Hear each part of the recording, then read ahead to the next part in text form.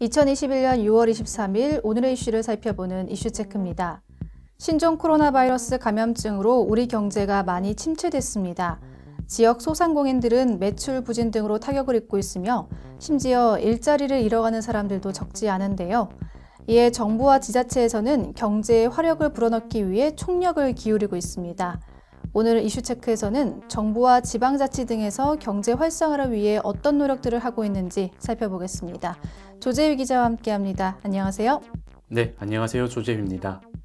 코로나19로 경제활동과 소비 심리가 위축돼서 많은 국민이 어려움을 호소하고 있습니다. 이에 대해서 정부 어떤 대책을 펼치고 있나요? 네, 우선 경제적 타격을 입은 국민들을 지원하기 위해 정부에서 시행한 현금 지원 대책인 재난지원금이 있습니다. 정부나 지방정부에서 일정 지역이나 계층의 대상자를 선별하여 지급하게 되는데요. 현재까지 4차 재난지원금까지 지원을 받아 지급을 했고 이제 5차 재난지원금 관련 논의가 이루어지고 있습니다. 네, 그렇죠. 5차 재난지원금. 이 지급 대상과 규모에 또 관심이 쏠리고 있죠. 현재 상황 어떻습니까? 네, 앞서 민주당은 전 국민에게 재난지원금을 지급하는 방안을 주장했으나 정부 반발에 부딪히면서 지급 대상이 축소되는 것 아니냐는 관측이 나오고 있습니다. 홍남기 부총리는 오늘 국회 기획재정위원회 전체회의에 출석해 전국민 재난지원금을 생각하지 않는다고 말했습니다.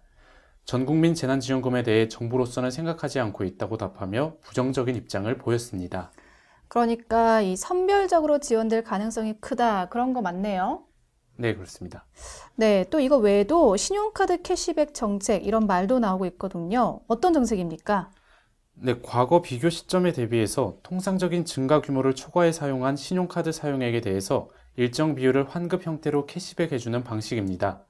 기획재정부 1차관은 소비 활력 제고를 위해 추진 중인 신용카드 캐시백 정책에 대해 모든 국민에게 골고루 혜택이 돌아가도록 개인당 캐시백 한도를 설정할 계획이라고 지난 18일 밝혔습니다. 그럼 이 캐시백 정책 시행과 관련해서는 일정이 좀 확정이 된 건가요? 네, 아직 확실하게 정해진 것은 아닙니다. 기획재정부 1차관은 캐시백의 비율, 개인별 캐시백 상한선, 캐시백 대상 사용처 등 이런 구체적인 내용은 추가 검토 협의를 통해 하반기 경제정책 방향 발표 때 구체적 내용을 발표할 예정이라고 말했습니다.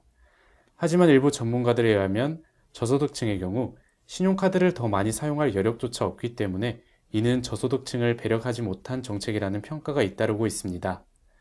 또한 현금을 사용하는 사람에 대한 혜택은 전혀 없다고 전문가들은 지적하고 있습니다. 이렇게 들어보니까 사실상 구체적으로 정해진 게 아무것도 없다, 이렇게 봐야 될 것 같은데 맞나요? 네, 그렇게 보면 될 것 같습니다. 네, 하루빨리 구체적인 대안이 나와서 사람들이 좀 도움을 받았으면 좋겠습니다. 올해 광복절, 개천절, 한글날, 성탄절이 주말과 겹치면서 제 기자도 그렇지만 우리 좀 슬프잖아요. 네, 그렇습니다. 네, 공휴일을 대체 공휴일을 확대하자 이런 방안도 추진 중인데 이것도 경제와 연관이 있다고요? 네, 경제와 연관이 조금 있습니다. 여야 모두 소비 진작을 통한 경제 효과를 거론하며 대체 공휴일을 확대하는 법안을 경쟁적으로 내놓고 있는데요. 실제로 지난해 현대경제연구원은 광복절 대체 유무 시 4조 2천억 원의 경기 부양 효과를 기대할 수 있다는 분석을 내놓은 바 있습니다. 그래서 올 하반기 대체 공휴일도 늘어나게 되면 경제적 효과를 거둘 수 있을 것으로 기대를 모으고 있습니다. 그러니까 시행이 된다면 좋을 것 같다, 이런 건데 이 법안도 확정된 것은 아니죠? 네, 일단 공휴일에 관한 법률 제정안이 오늘 더불어민주당 단독으로 국회 행정안전위원회 전체회의를 통과했습니다. 제정안은 법제사법위와 국회 본회의를 통과해야 하는데요.